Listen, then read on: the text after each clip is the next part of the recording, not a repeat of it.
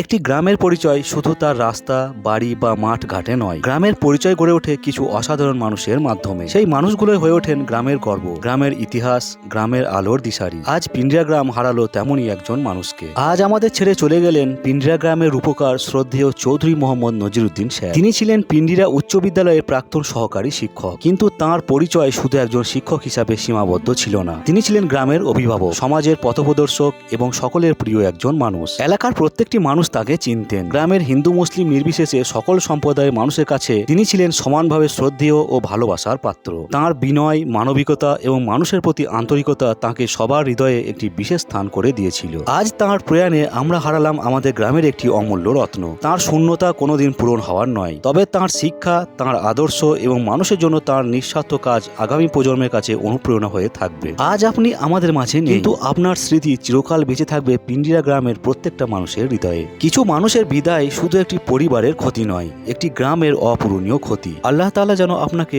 জান্নাতুল ফিরদৌস নসিব করুন।